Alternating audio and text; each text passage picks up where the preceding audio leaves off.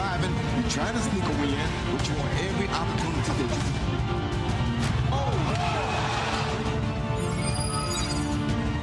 Good fighters, great fights. That's the mantra over at ProBox TV.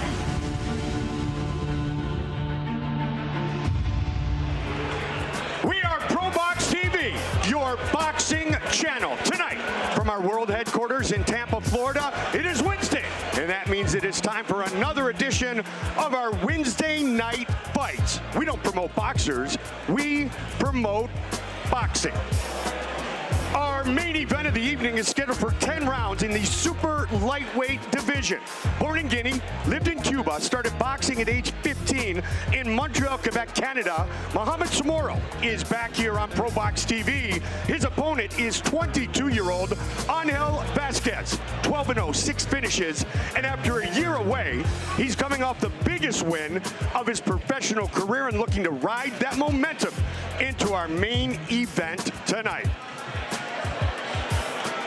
Always fun when we can bring you live fights from our world headquarters, ProBox TV Event Center, ready for some matchups that will leave some memories for everyone in attendance.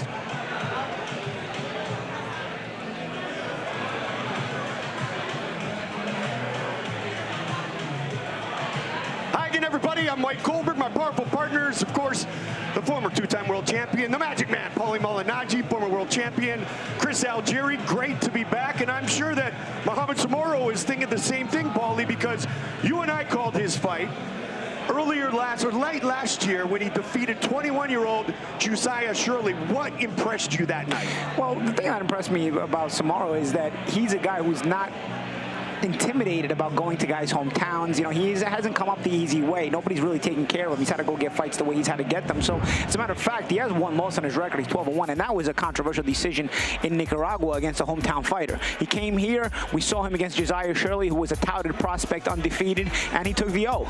You know, he's a guy who likes to command the ring. What I like about him is he gets the center ring, he commands the ring, he both fights you physically and psychologically by putting that pressure mentally and physically on you, and he makes for fun fights because he's always searching for the action. Always searching for the action and always looking for a finish. He will take on 22-year-old Angel Vazquez, El Chacalito, Chris Algieri, because he looks like Chacalito Gonzalez. Describe in one word what this kid will show us tonight. One word, action. This kid fights like he's shot out of a cannon. From round number 1, he is all action coming forward. His new nickname should be Action Man because he just wants to trade punches back and forth. But he's got to be careful to not make it a kamikaze mission every round because he doesn't mind getting hit. He's coming forward. He's throwing those body shots, those left hooks. He's ripping those combinations. He doesn't matter. It doesn't matter if he gets hit back. It doesn't matter if you're coming at him too. He likes the action in the back and forth. So he's a guaranteed action fighter. 21-year-old Josiah Shirley tonight, a 22-year-old opponent. Mohamed's going to try to be the bully again, isn't he, Paul? He is going to try to be the bully, but you know what I like about the opponent is also Vazquez. He's a guy who also likes to command the ring. You know, these guys both have this almost arrogance to them. You know, I've seen both of their videos and the way they're walking around here on the property all week. There's an arrogance to them, like nobody's better than me. You know, you like to see that in a fighter. You need that chip on your shoulder, but they both have it, and you can kind of sense it oozes off them. I'm telling you, it's gonna be when they meet at center ring, they're both gonna want to be in control of the ring. They both have the temperament to want to control the fight. Obviously, only one can, so it's gonna be a battle. Chris Algieri, I know you still sport the 6-pack, but Mohamed has about a 12-pack. Yeah, that's a whole different level of fitness than that man right there. We were in the fighter meetings, and I'm looking at him. He's wearing a shirt, and I go to Juan Manuel Marquez. I go, ooh, this guy looks very fit. He's ready to rock tonight. So he is hoping that it's not Soumaoro that the pain is inflicted on his opponent. He is looking to do so tonight. Our co-main event of the evening features a man who could be Louisville's next slugger. He is 8-0, Demontaze Duncan, who literally grew up on the same street as Muhammad Ali. 6-round super welterweight bout. His opponent is proud Puerto Rican Axel Melendez. And yes, Axel's father, a huge Guns N' Roses fanatic. Axel Rose, he said fighting here is a dream come true. Paulie, I say hooday, welcome to the jungle. That will be our co-main event of the evening. We get things started with a 6-rounder in the welterweight division, 9-0, Omar, the new era Rosario against Zach Hill. Rosario set for his 5th straight 6-round fight. Some of the research being done said one thing simply: he is the goods. Zach Hill, born in South Dakota, fighting out of Fargo, North Dakota, tough and always seemingly willing to put it on the line. Rosario, great background, started training at age 7 with Miguel Cotto Sr. Don Miguel Cotto, he said, Senior was like a grandfather to me. Now, Senior very dry and strict. We lost him way too young at 57 years old in 2010. But Omar Rosario has that tie to the Cotto family. Zach Hill, his opponent. Take a look at our keys to victory. First, for Omar Rosario.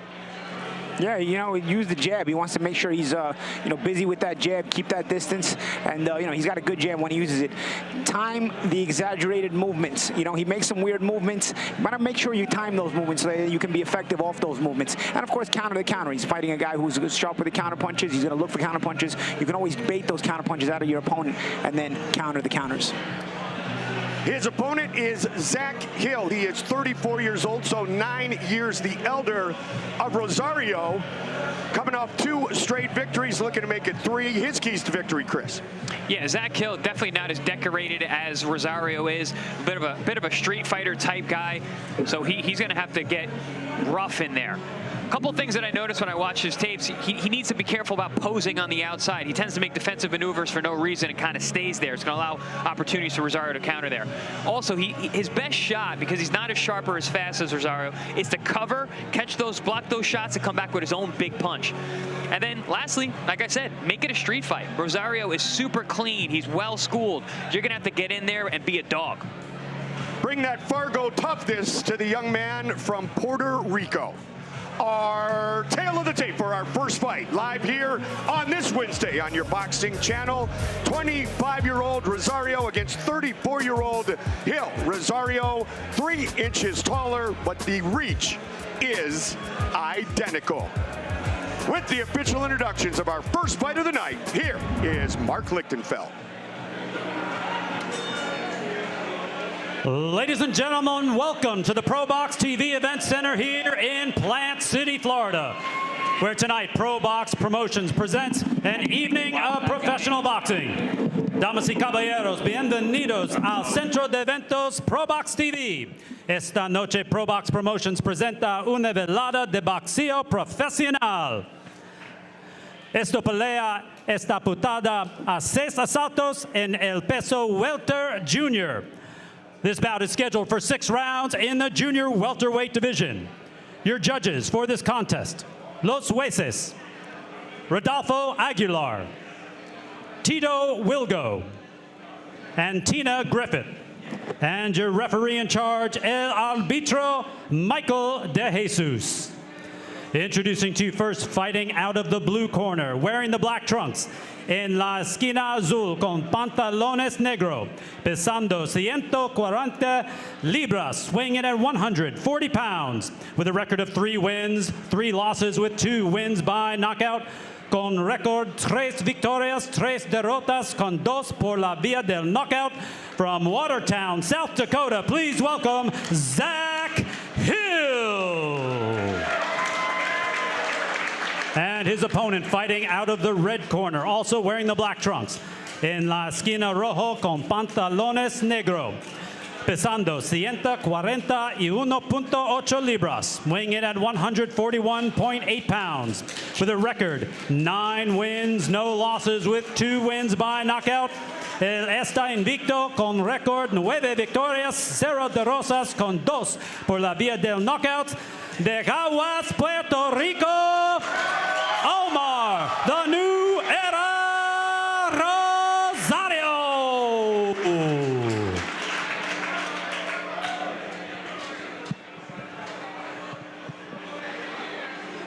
All right, told y'all the rules in the locker room and in the corner. You know what I expect. Touch gloves if you want to. If not, go back to your corner.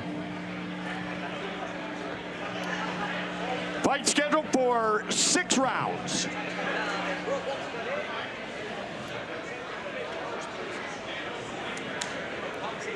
Omar Rosario. Miguel Cotto's mother was his babysitter. Also, she is his godmother. Zach Hill, this tonight is his first 6-round fight. Here we go. It's time to fight. Rosario in the black and white trunks, the southpaw Zach Hill. The black, red, white, and yellow. Rosario 9-0, 2 finishes. It's been very busy since turning professional. 4 fights last year, 3 in 2021, his first 2 in 2020. He's got a little sting going early, Paulie. Yeah, nice right hand there landed by Rosario on Hill. Hill does a little bit of reaching at times. He's got to be careful, maybe feint his way in so that he can take that first step a little bit more deceptively. Beautiful counter right hand there from Rosario. Pin straight right down the middle. Perfect weapon against the southpaw, Hill. Good body shot. You know, that's one thing I noticed when watching tape on Hill. He's physically strong. He's awkward. He's a southpaw. He does some odd movements in there, but he's a strong guy. Yeah, and he's, you know, the way he fights, you got to be careful with the headbutts as well. He falls in with his head. He's a southpaw, so that can also cause some clashes of heads. Rosario's got to be careful. There's a slight clash of heads there. You know, the style could wind up with a clash of heads if Rosario's not careful, and that can be frustrating to fight an awkward guy like that. Oh, absolutely. An awkward, strong guy is the worst kind of guy to fight. He hits you with punches that you don't see, and they can hurt you. Swing and a miss by Rosario, answered with a left hook from Hill, but then Rosario found a home for that right hand. Midway point of round 1. Body head. Oh, good left hook behind the ear there from Rosario. Yeah, Rosario with some nice punch selection. The thing about Hill is he's loading up everything he's throwing. I mean, he's maybe trying to place out that right jab and then just trying to throw everything on his left hand right behind it. Yeah, he's throwing that left hand like he's throwing a baseball. Yeah. And we have the Louisville Slugger coming up next, Chris, so we gotta wait for that. We got boxing theme, baseball themed boxing night. There you go. And again, to the body goes 25-year-old Omar, the new era Rosario. That's smart to go to the body if you're Rosario. Oh, good body shot there, right on the gut. I tell you, Hill better take a knee here. Hey, yeah, Rosario's smart to go to keep throwing here because Hill didn't go down. The referee didn't step in, so. And he should go back to that uppercut to the gut. Beautiful weapon against the southpaw. Yeah. Hill has been defeated. Good left hook to the liver. But he went the distance. That liver shot puts him down. Rosario kept the pedal down.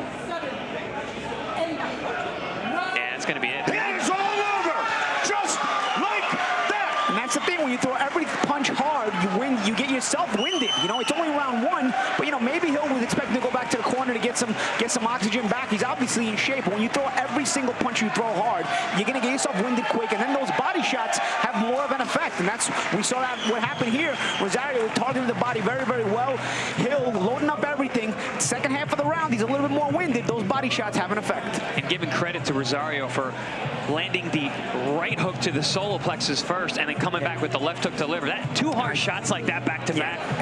I can't knock this kid for staying underneath. And like you said, Champ, that's a great shot against the southpaw. It's a shot that, you know, I always used to look at southpaws to learn how to fight them, because southpaws, the same thing a southpaw does to you, you can do to a southpaw. Correct, So I saw a guy named Vasily Girov, who was a cruiserweight world champion, you know, 20 or so years ago, maybe a little more, and he used to knock a lot of guys out southpaw with that uppercut to the gut. He was a southpaw. He used to knock a lot of right-handers out with it, and it was something I always said, you know what, it works on southpaws as well. Really good shot, and we saw Rosario use it here against the southpaw very, very well. Yeah, Girov, he had that like right hook and that shovel punch to the gut. And it's funny, when he fought Tony, when he got knocked out by Tony, it was a left hook to the liver that got him. Yeah. So body punchers, you go to the body against them as well. They know the agony that it is.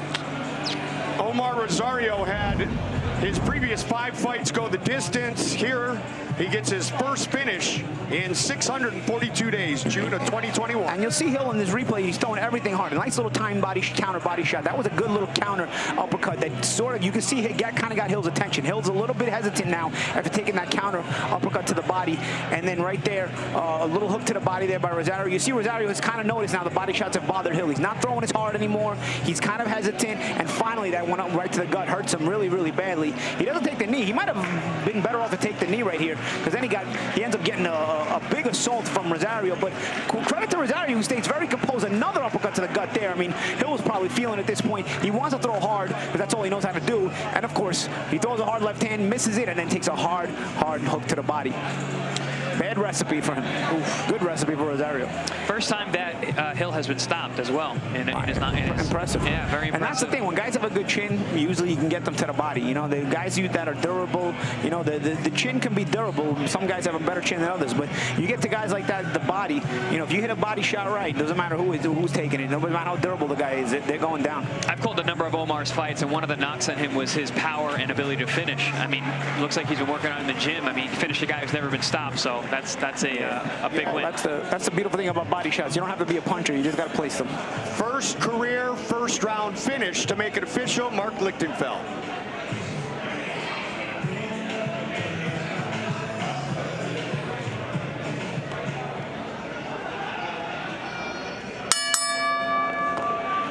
Ladies and gentlemen, referee Michael DeJesus reaches the count of 10 at 2 minutes, 32 seconds of the first round.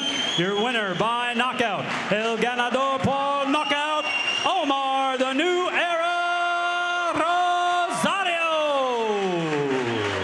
He had finishes in his third and fourth professional fights, and much to Chris's point, some started to wonder if he was a power puncher, but he certainly looked like one in doing quick work in finishing Zach Hill for the very first time in Hill's career. Rosario moves to 10-0. The street fight mentality was on the mind of Zach Hill, Chris. Oh, yeah, absolutely. He was loading up with every punch, as Paulie Malignaggi was talking about. There's a nice little short right hand from Rosario over the top, and then a little left hook on the ear. His punch selection in this first round of this fight was fantastic. Rosario, very, very classy guy, like he spoke about from the open, picking his spots, finding his range with the wild and kind of rough Hill, and watching out for the head contacts. And then here it was a shuttle punch to the solar plexus that had Hill in trouble. Rosario jumped all over him, looking for that finish, but he knew going back to the body was going to be smart. And here we're going to see him. He throws the left hook upstairs, finishes down low, and that's it for Hill. And a real good credit to Rosario as well. A lot of young fighters get too excited when they have a guy hurt. They smother themselves. Rosario really, really stayed composed as he executed that finish. I think, you know, they clashed heads a few times earlier, so I think Rosario made that decision to be smart, keep his distance a little bit. He had the better punch selection anyway and was able to land the bigger shots. Coming up next, our co-main event of the evening. Looking forward to this one in a bunch of great storylines with Demontaze Douglas, 20 years old, born and raised in Louisville, Kentucky. His opponent is Axel Melendez, the proud Puerto Rican who literally just moved to the United States. He had been in Nashville, nothing was happening in his career. He has been in San Antonio, Texas for the last 4 months and is ready to go here tonight. Coming up later, our main event of the evening, and we are excited to welcome back Mohamed Soumaoro. And this will be a big test tonight for Soumaoro as he takes on a very confident Angel Vazquez. And both men in the fighter meetings, as we talked about in the open, did not lack any swag, did not lack any confidence. They showed respect, but I think they're going to go to battle in our main event of the evening. Super lightweight fight scheduled for 10 rounds. Mohamed Soumaoro fighting once again here on ProBox TV against Angel Vazquez. That is our main event of the evening. Wednesday night fights on your boxing channel.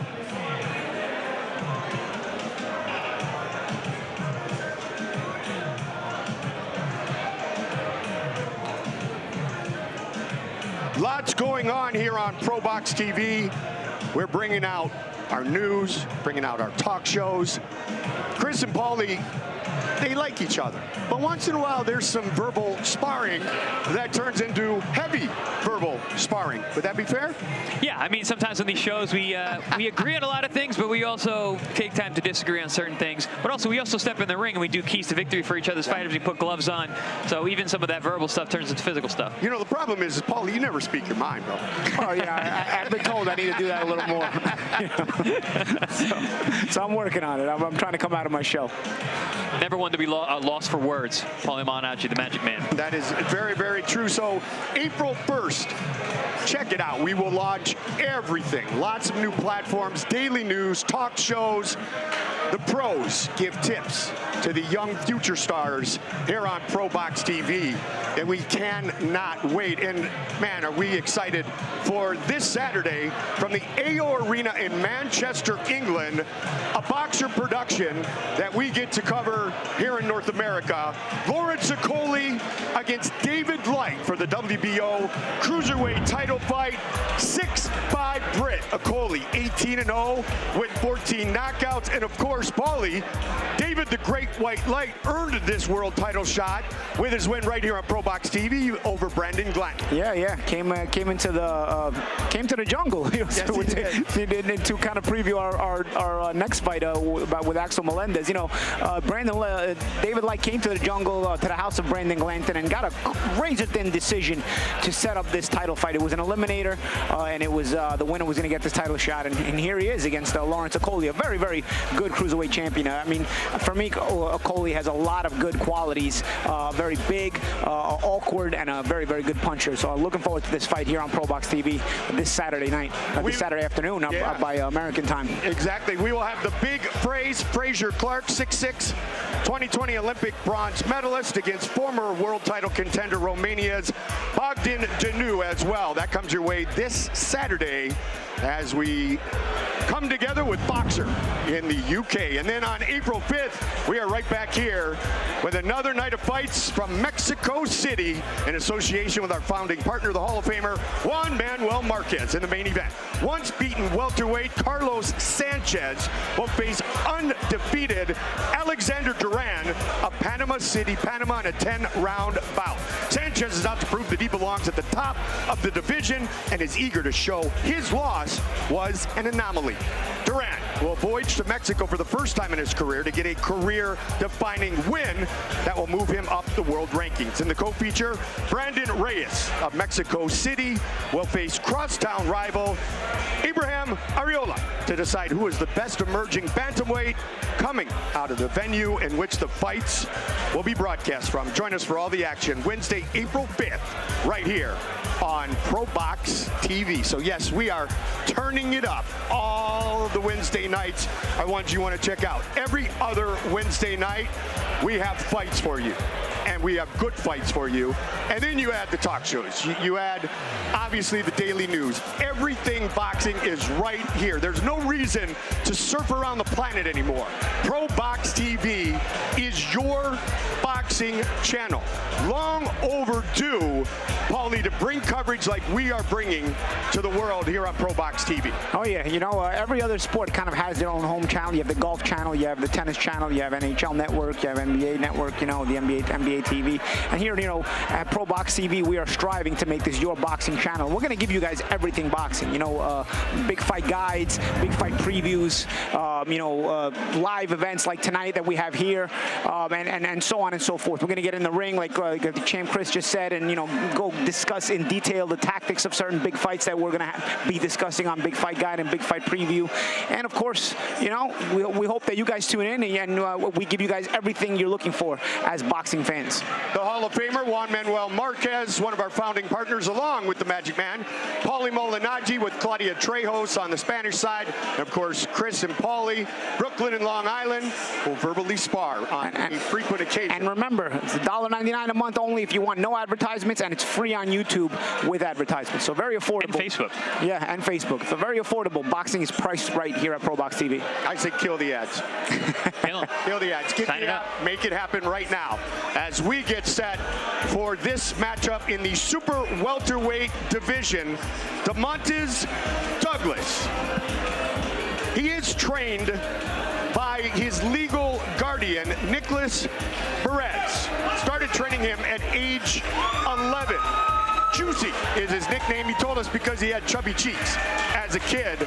Axel Melendez is 5-0 with 4 knockouts, and it's an interesting matchup in the fact that Duncan is the guy with all this hype, Chris, because of growing up on the same street as Muhammad Ali.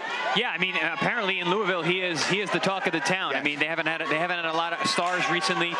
He looks like he's looking to take that mantle. He takes it very seriously. He's a gym rat, from what I understand. I've watched a lot of tape on the kid. I mean, he is super talented. I really want to see how he has progressed. He's only 20 years old. He hasn't had a lot of stiff competition yet in the pros, but he's got a high upside and a lot of potential. And Melendez, already a road warrior, in 5 fights in approximately 18 months. He has fought in 4 countries. Tonight will be the second time he fights in the United States. And there is 20-year-old Demontaze Douglas, who at one time was the #1 youth fighter at 152 pounds, won 3 amateur national championships. Half of his fights have been back home in Louisville. He wants to represent, and as I said earlier, Paulie, be Louisville's next big slugger and move to 9-0 with 9 finishes. He has that kind of Muhammad Ali-ish look, right? With the hairstyle and the long robe, you know, you don't see a lot of the long robes in modern day, you know? So you can tell he's paying homage to the throwback style. And of course, being from Louisville, you're always going to be mentioned alongside Muhammad Ali. But this kid is not just because he's from Louisville, he gets mentioned alongside Muhammad Ali. And we look at the jab here, it's use the keys here, use his jab. He's got a very good jab. Don't get reckless on offense. A lot of times, young fighters, you know, they'll get a little too excited, and sometimes, you know, Duncan at 20 years old may you know, explode too much off the gun. Attack the body with both hands. He does that. He's got a good body attack, and of course, be relentless to the body like that. What I thought was Spanish speaking, and he looked at me like his opponent, Axel Melendez. Yes, his father, an Axl Rose fanatic, Guns N' Roses. He wants to turn this into Duncan's jungle. The talent is there for this young man. 5-0, Chris, 4 wins by knockout. He wants to make this a rough fight. He would be described as a rough fighter, wouldn't he? Yeah, I mean, that's how he self-describes himself, as somebody who wants to fight, mix it up, which I think is probably a good idea against a very talented Demontaze. For the keys to victory for Axel Melendez, use your length and your speed. You're tall. He's 28 years old versus a 20-year-old. He's got that physical strength, that man strength. That'll be good for him to utilize against the younger Demontaze. And then be first. He is not as skilled as Demontaze is, but he should go right after him. Don't let him get settled. Don't let him build off his offense like he likes to do. And then lastly, test that chin early. He's 20 years old. You got little 8-ounce gloves on. Let's see how that chin reacts to those smaller gloves and no headgear. For both of these fighters, boxing saved their life, literally. Melendez was discovered in a fight at a Walmart. Our tail of the tape for this 6-round super welterweight matchup, our co-main event of the evening. Louisville, Kentucky's Demontaze Douglas, 8 years younger than the Puerto Rican. Duncan will have a 4.5-inch reach advantage. With the official introductions, once again, Mark Lichtenfeld. Ladies and gentlemen, this next bout is scheduled for 6 rounds in the super welterweight division, featuring 2 undefeated prospects. Esta pelea está cotada a 6 asaltos en el peso super welter con 2 prospectos invictos. Your judges for this bout, Los Jueces, Joe Ware, Rodolfo Aguilar, and Tito Wilgo. And your referee, El Arbitro, Gene Del Bianco.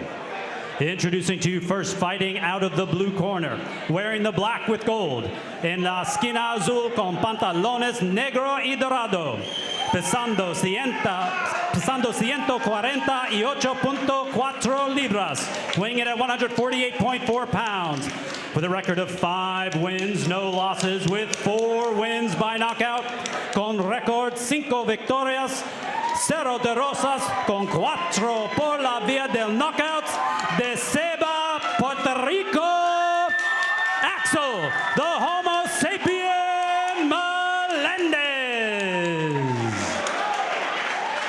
And his opponent fighting out of the red corner, wearing the white with red, en la esquina, rojo con pantalones blanco y rojo, pesando 148 libras, weighing in at 148 pounds, with a record 8 wins, no losses, all 8 wins by knockout. Con récord 8 victorias, 0 derrotas, con 8 por la vía del knockout. From Louisville, Kentucky, he is Demontaze Juicy Duncan.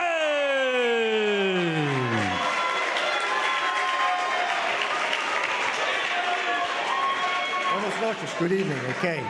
Aquí, trunks are okay here. Aquí. All right. Bueno, okay. Let's see preguntas. Questions? Okay. Name it. Let's touch gloves. Best of luck. Let's get to work. Come on.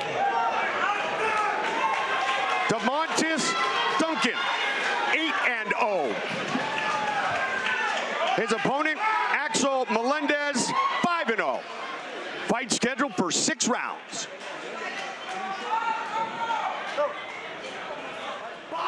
Here we go. It's time to fight. White and red trunks for Louisville, Kentucky's Juicy Demontaze Duncan, Axel Melendez in the black and gold. See the shorter shots there by Duncan. There's two-handed exchanges from both guys, but see Duncan getting some of the shorter shots in there. These two are wasting no time. Not at all. You know, both guys have it all. Both guys undefeated. And not a lot of pro fights, so the experience is there to get those early jitters from both guys. And of course, they both have good shots there by Melendez.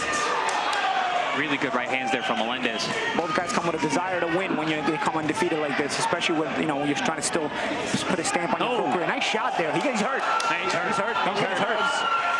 Catches him again with the left. He walked right into that shot. Big shots. Duncan should hold. Duncan should hold and probably reset the pace a little bit. He's hurting. He's got hurt bad. Good shots there by Melendez. Axel Melendez. It's tough when you're 20 years old and only have 8 fights. You don't know how to hold at this point, especially with the limited opposition he's fought so far. But that's the thing. Holding should be an instinct regardless. It's a survival instinct. I'll tell you, man, I was saying Axel's on the night train. He's got Duncan on the night train tonight. Axel looks very strong. He's sturdy. He's got good balance. He believes in his power, too. Juicy trying to put some combinations together to slow this jungle run from Axel Melendez. Said fighting here tonight is a dream come true. He went the distance in his pro debut. His last 4 fights, he has finished his opponent. Duncan has finished all 8 of his professional fights. Headbutt there by Melendez. Hey, Duncan is getting a tough first round, maybe the toughest round of his pro career thus far. Nice shots there by Duncan. He seems like he's recovered a little bit. Let's see if he can get his bearings together. Yeah, but I mean, all these punches just seem so heavy. It really looks like a man versus a boy in there. Melendez's punches are just much heavier. And some good shot selection by Melendez. I'll tell you, Duncan looks a little bit confused here, like almost out of his element, which we haven't seen yet from him. I mentioned the limited opposition that Duncan has faced so far. Melendez is a good fighter. You can see it. He's got good balance, like you said, champ punch selection. He knows his way around the boxing ring. And champ, I'll tell you one thing. He reacts better when he gets hit. Duncan doesn't react very well when he gets hit. Melendez, almost like, nobody, obviously you don't want to get hit, but Melendez reacts very well. He reacts by attacking back when he gets hit. We haven't spoke about it on air, but one of the things from the fighter meetings was Melendez was talking about all the good sparring that he had in Puerto Rico with guys like Sniper Pedraza and Omar Rosario, who we just saw get a first-round knockout. Blood from the nose now of Duncan. Yeah, he's tasting some leather this round. Good first round for Axel Melendez. What an opening round. Yeah. I'll tell you, Melendez undaunted by the accolades of Duncan, and he can leave that first round now extra confident about the rest of the fight. 8 years older, Paulie, and Melendez has fought in Mexico, Colombia, the Dominican Republic, and the U.S., and he did come out very aggressively against that young man. He sure did. I've been very high on Duncan all week watching his tapes, but one of the things that bothered me about Duncan was he didn't use the jab. I hadn't seen that leading up to this fight. He didn't do it in round number 1, and I believe that's why he got hit as much as he did. Champ, you're right, man. I mean, he came out, he threw a double jab, and then that was it. Yep. Got to away from it. Yeah. And here we see, right? He's going right to the power punches and get clips over the top of the right hand. That's the thing, man. You're trying to fight fire with fire. Sometimes, you know, you kind of take a reset, you hold, and then you get back on that reset and you work off that jab. He's an athletic guy, but see, no jabs here. Sometimes just shooting that jab, even off the back foot, will put something in the guy's face. It'll stop his forward momentum, at least just a little bit. It'll give him something to think about. Jab can be an offensive weapon as well as a defensive weapon. Oh! Duncan Big comes shot. out with a good counter. Yeah, but Duncan's still getting hit. Again. You know what? A lot of water splashing because both guys have a lot of hair, and in between rounds, they got some water splash on their head. Longest fight for Demontaze Duncan is one that pulling out there again now. Number 3. Yeah, he's pulling out there. Switches to southpaw too, Paul. Yeah, well, we'll see now with southpaw, but he got caught with a right hand pulling out squared. He's got to be careful doing stuff like that. You know, again, Melendez is not just an opponent. He's undefeated himself, and he's coming here to win. Nice good exchange there by both guys short again. shot from Melendez. In the fighter interviews, when we asked Melendez about Duncan, he said he opens lots. He's not that fast. I need to box and use my height. Duncan right here should be jabbing. I don't know what he's looking for, but at that middle range, in those mid right here, those crucial moments, control the things with the jab. He's just placing it out there, and he's looking for right hands and hooks again. I mean, you're fighting the fight that Melendez wants, and Melendez is going to thrive in this kind of fight because he's looking to trade power shots. He's a stronger puncher. And that's the thing, when you don't have a jab, when you do get hurt and need to box, what do? You just punch more, allowing more opportunities for your opponent to hit you, which is exactly what we're seeing from Demontaze right now. Yeah. Very disappointing, honestly. A non-existent jab. Duncan, a classy boxer in the footage we've seen of him, but here, just no jab, and it's what he needs most right now, you know, because you're fighting fire with fire against a stronger guy. That's not going to be your best asset going forward. It's going to take a lot of punishment in this fight, whether he wins or loses. And Paulie pointed out earlier, Chris, that we're a round and a half in, and Duncan has been hit about 100 more times than his entire career combined coming into this fight. Yeah, clean and by hard shots from a strong 28-year-old man. Yeah, Melendez is reactive every time. You know, he doesn't mind Duncan not jabbing. I think you want to fight fire with fire. Okay, you know, Melendez reacts well when he gets hit with those shots. It's the shots these kind of shots are the ones that are hurting Duncan more so than they're hurting Melendez. So this kind of fight favors Melendez. You're fighting a fight that Melendez prefers. If Duncan would sit back and start jabbing and mixing his jab and feints and stuff like that, I'm telling you, it would throw Melendez for a loop a little bit, and it would change the pace of the fight. Good right hand there. Good hook there by Duncan. Big right hand and a left hook from Demontaze Duncan. I'll tell you what, though, 8-0 and 8 knockouts, and Melendez hasn't flinched yet. No. Despite the shots he's taken, maybe it was a case of those knockouts maybe being a little lack of opposition as well. I will say we were in the fighting meeting 2 days ago, and I thought Demontaze was the bigger man. I was absolutely wrong. The weight that Melendez has put on since the weigh-in, he looks very healthy, very strong in there. And the way Duncan is fighting, also, you can see there's a false sense of security about his power. He keeps trying to trade power with power. He's not the stronger puncher here. 2 rounds. Good shot at the belt by Melendez. And it's not going to bail him out. The power that he thinks he has is not going to bail him out. At fighting this kind of fight, he's going to wind up in a very tough fight. And I think he's given himself a false sense of security, maybe with a weaker opposition that he's been stopping in their fights leading up to tonight. Yeah, well, Melendez, who's a bit of a question mark. There wasn't a lot of tape on him. There wasn't a lot out there. But I remember hearing about those sparring partners and thinking, hey, this guy's going to know how to box at least a little bit. ¿Cómo está ahí? Bien, bien. Okay. Hey, listen, 4 knockouts in 5 fights. Estar pegado con él combinando a 2 manos. Boom, boom, boom, boom. Siempre lo coges. Dame agua. Antes, él no pega un sello. Tiene que meter la mano arriba y abajo. ¿Ok? Cae la recta y después abajo. ¿Está bien? Look, man, you're catching him, but then you're giving it all back by standing right in front of him, right? Don't stand in front of him. You understand that? Let's work. Move, touch him, and move here. And this Good advice in the corner, but still no mention of the jab. Yeah, that's the key. It comes out jab. Round number 3 and a big shot again by Melendez. And you can see Duncan, the way he threw that jab that Melendez walked through and started hitting him. Duncan is awkward even throwing a jab. You can tell it's something that he doesn't even practice in the gym, because the way he just threw that jab, where he just kind of stood there and just threw it, and Melendez just walked in. He didn't step back as Melendez stepped in to try to counter him. Good shot there. We just kind of let him walk right in on it. Mark Goldberg, the Magic Man, Paulie Malignaggi, Chris Algieri, Wednesday night fights. We don't promote boxers, we promote boxing. That's the 3rd low blow from Duncan. He's warned on 2 of them. They've all been very low. Melendez actually made a comment to the referee about that last one.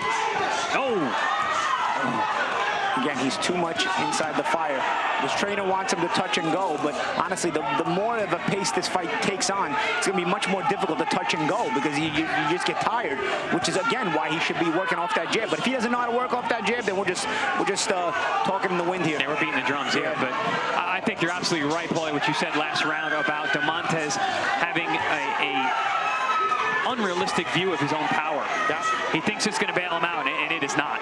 Yeah, I mean, you can see he's landed some good shots, and he has not gotten not only has he not gotten the respect of Melendez, but Melendez fires back every time. While when Melendez lands some good shots, Duncan, has to respect it, and he stops punching and whatnot. This is the kind of fight we give you consistently on ProBox TV. I hate seeing a 20-year-old take this many punches. Yeah, me too. But you know what? That's what the work in the gym comes in. You gotta know that as you raise your game, you're gonna have to use those fundamentals that you learned in the very beginning. Nice little sharp counter right hand there by Duncan. This is the longest fight of Duncan's professional career. He's in the fight of his life right now. No question. And every minute left in the third. And every round, Melendez gains more confidence. And Melendez is literally smiling getting out of the clinch and throwing vicious body shots. Incredible backstories for both of these young men on the streets. Again, he's staying up high on the inside. I mean, making very, very, very beginner-like mistakes. And Melendez continues to pressure. Again, you see the difference when Melendez lands the power. It bothers Duncan. When Duncan lands the power, it looks good. But when Duncan lands the power, it looks good, but Melendez comes right back and fires. And with punches that affect Duncan more. Melendez told us he is willing to take his own path. Move to San Antonio because his sister is there. And he's gotten more attention, and you can see his performance so far is strong. Yeah, Melendez looks good tonight. I mean, he's gotten a lot of cooperation from Duncan, and he's taking advantage of it. Really, a ruthless, relentless guy, and he's confident as he goes back to his corner. You're making the fight too close right now, right? You're giving up all the space, and you're letting it come to you, and then you're moving back. Why are you moving back? Why are you moving back? You hear me? Look, you got to go forward, and you got to throw that hook, right? And when you throw the hook, get your angle, huh? This is the fourth round. It's the fourth round. Here's that mad action in that round, and the body shot there by Melendez. Good, well-placed body shot. And that's the thing about Melendez. He's been going up high and down low. Good attempts there. Good as Duncan is trying to fight back. It's not like he's got no heart. But again, look at the shots more accurate on the inside by Melendez. And again, he's physically strong until he pushes Duncan back and then keeps him where he wants him. And then he's got him on full defensive mode there as he keeps throwing those shots. And that's, again, the difference. When Melendez lands, Duncan has to go into a defensive posture. When Duncan lands, it looks good, but Melendez doesn't go into a defensive posture. He just comes right back firing. Round number 4. Axel Melendez 5-0 for finishes black and gold trunks. White and red trunks for Demontaze Duncan. Chris, you said a second ago that it is 3-love Melendez. Paul, do you agree? Yeah. I mean, he's been controlling the pace of the fight. He's been dictating the way the fight is fought. And honestly, I don't agree with the corner instructions Duncan got. I think for the word jab, weren't you? Yeah, jab, and also, control center ring.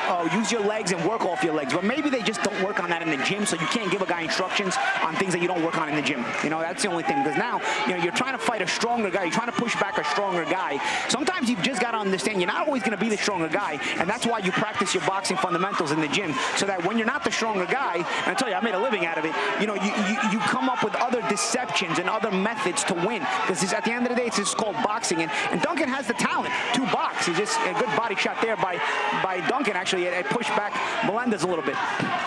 This has been the best sequence for Demontaze Duncan tonight. He hasn't been hit with any big shots. He's been getting his challenge shots off. He took a little bit of power off of his punches, which I think is smart. But I think if he's going to win tonight, he's going to have to channel some Louisville Muhammad Ali. You got that right. Yeah. But again, he's in that pocket. Good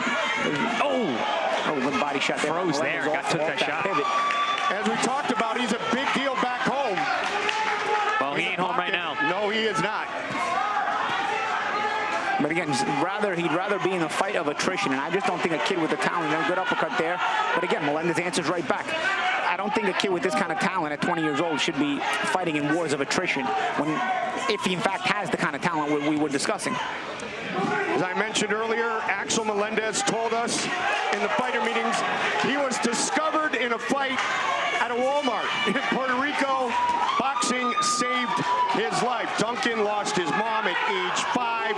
He was a foster child, adopted by his trainer. And he is definitely in the toughest fight of his professional career. Nice right hand. You see at Duncan, when he just keeps the fight at mid-distance and not at close distance, you know when he starts to have some success. You know, like when he gets too close, it's Gonzalez.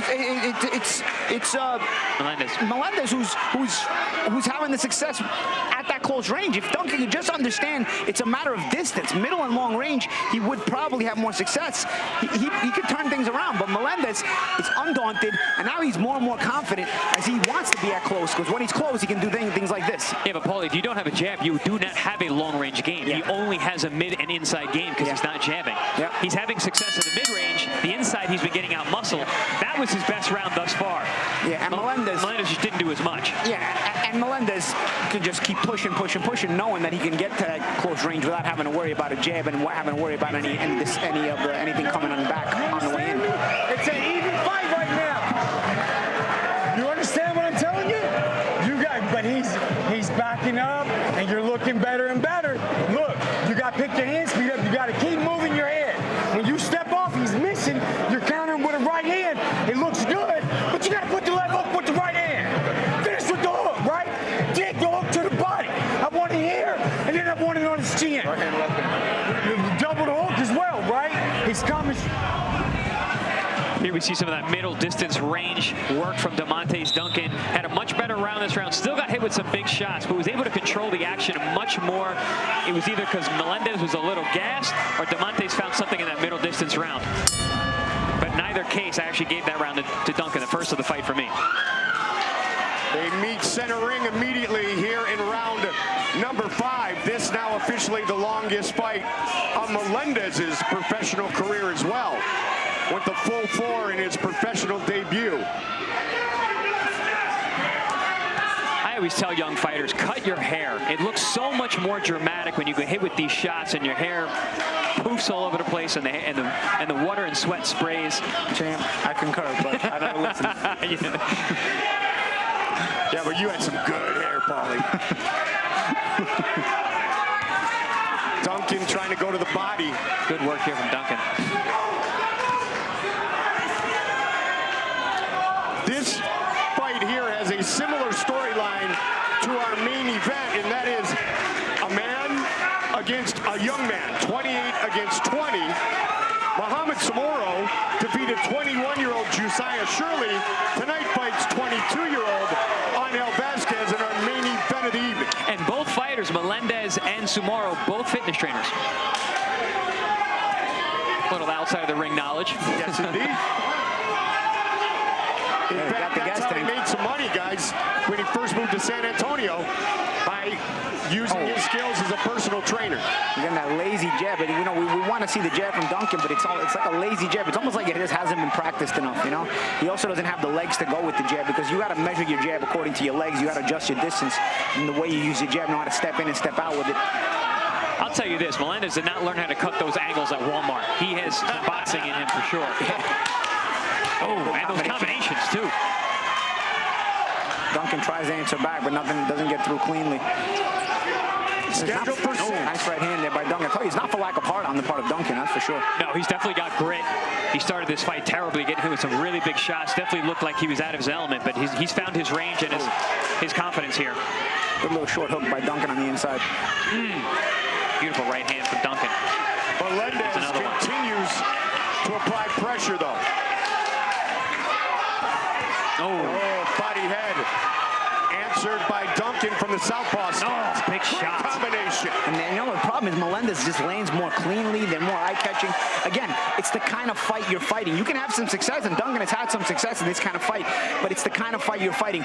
We're watching Melendez fight his fight. He's dictating the kind of fight this is going to be fought. And when you're fighting your fight, as opposed to the fight your opponent wants to fight, you got to be more comfortable. I mean, Louisville's only about 90 minutes south of Cincinnati, but it is Axel Melendez who's welcoming Demontaze Duncan to the jungle tonight.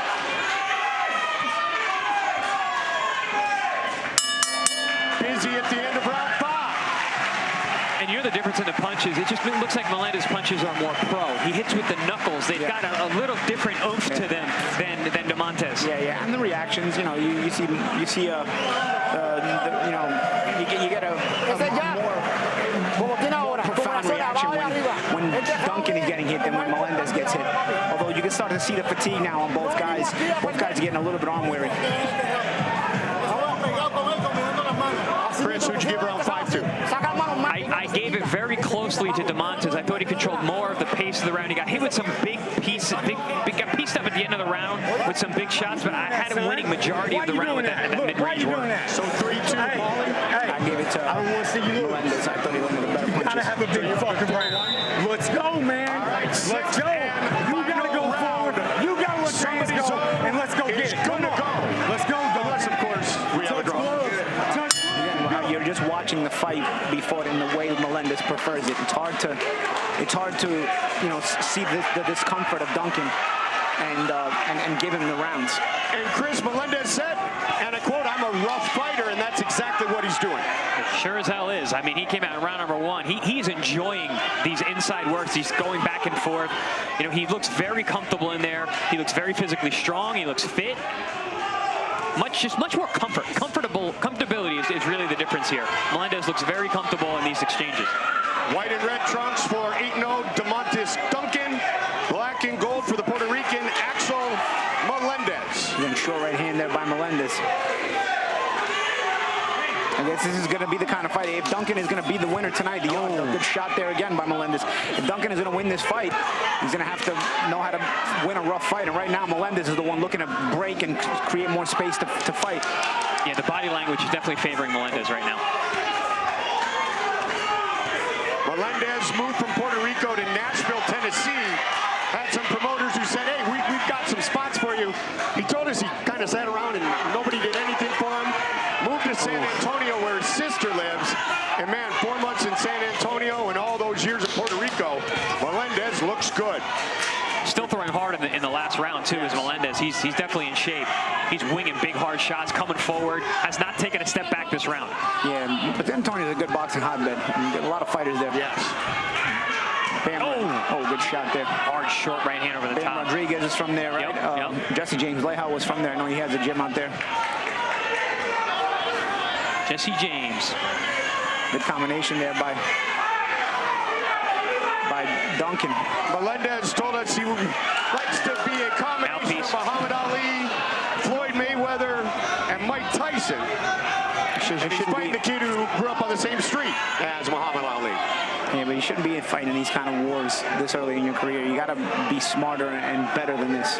You know, Melendez, he's the kind of guy, you know, 28 years old. This is who he is. So he's going to try to make every fight rough and tough. Big uppercut. Wow. He walked right into it. Final minute of this 6-round fight. Good chin on Duncan, I'll tell you. Hard. Another big shot. Putting on a show here on ProBox TV. I just think he fought the wrong fight tonight. He got a lot of heart, a lot of grit, and for me, it's a waste of a lot of heart and a lot of grit to fight for a kid like this to fight this kind of fight. Wastes a lot of talent as well. Yeah. If you don't have to fight like this, you should. But Melendez, credit to him. He's going to make every single fight like this, and he's got the temperament to do it. And he's got the physical wear, the physical ability to wear and tear on guys as well to do this. And of course, you know, he's a physical trainer, right? He's a strength trainer, conditioning trainer. You know, he can make a living making life miserable for any opponent, whether he wins or loses, because he's going to make you fight every time you fight. And anytime you fight him, you're going to be working. Listen, he's going to beat a lot of prospects out there today. This guy can fight. I'm going to tell you, he's a prospect now. I mean, he's a little old for a prospect, but nonetheless, he's undefeated and he's a prospect. And I think he's winning tonight. Started at age 16. Swinging to the finish. They go the distance. Axel Melendez and was that? Awesome fight.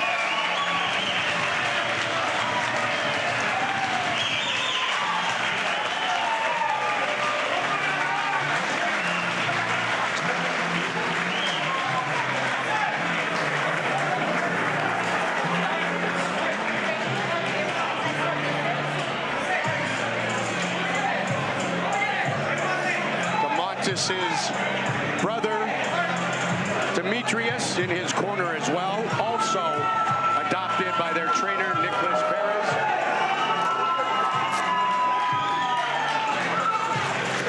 But Axel Melendez put on a show.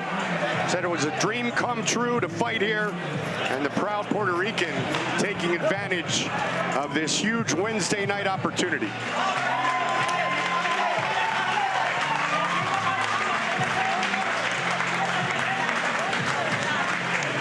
Guys, he just got the call 2 weeks ago, which is a testament to the fact that he's a personal trainer and he's always in shape.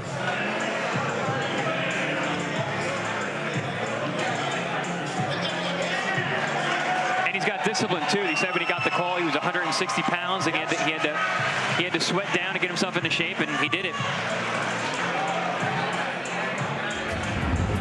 Take a look at some of the action. Big start, Paulie, for Melendez. Yeah, fast pace in this fight from the go, and both guys were exchanging with two hands right from the jump, and this fight never stopped.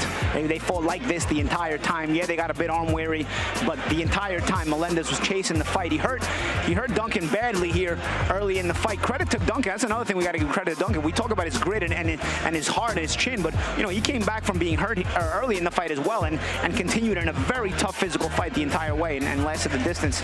But of course, again, I'll keep saying it, I felt like he fought the wrong fight. He landed some good shots. Melendez is hittable. He's just gritty and doesn't mind getting hit as much. Duncan, on the other hand, it's 20 years old. You're still kind of, I'm not going to say you're still soft at 20 years old, but what happens is you're still not made to be taking that kind of punishment at 20 years old. You're not fully developed as a man, and you'd like to see a 20-year-old using more skills. Good shots there and good exchange there by Duncan in this sequence as he lands a good hook at the top. And that's the thing. I mean, Duncan did land his share of shots. It's just Melendez landed more, and Melendez also forced the kind of fights. We see moments where Duncan should have been using the jab, should have been controlling the center ring. He just never did. And of course, they ended up fighting, like I said, this kind of fight at this close range. Even when Duncan was able to control some of the decisions, he decided to get in close, which is exactly what Melendez wanted. Good shot there by Duncan, but of course Melendez will come back firing, and of course two-way exchanges here. That was the story of the night, as both guys didn't mind going back and forth with it. Saw sometimes that Duncan would turn southpaw. Good combination there by Melendez. And again, as I said, this is the sequence of the night. This is the story of the fight for this night. You know, it's every single round, close range fighting. Really a lot of wear and tear for a 6-round fight for these guys. And again, I will say Melendez will have these kind of fights a lot. This is the kind of way he's going to live and die inside the ring. But Duncan, I don't believe this is the way he can have a career. He can be better than this. Not to say that Melendez is not good, because Melendez is good and he's going to make anybody miserable. But what I'm saying is Duncan's best course to victory is not this kind of fight. And he took this choice tonight, and I don't think he's going to get the win. Let's see who has earned the victory. Here is Mark Lichtenfeld. Ladies and gentlemen, after 6 blistering rounds, we go to the scorecards. Tito Wilgos scores the bout 57-57, 57-57. Joe Ware and Rodolfo Aguilar both score the bout 58-56, 58-56 for your winner by majority decision. El ganador por decisión mayoritaria, Axel Homo Sapien Melendez. Second time he has gone the distance. First time a full 6 rounds. And the biggest win for 20-year-old Axel Melendez of his professional career.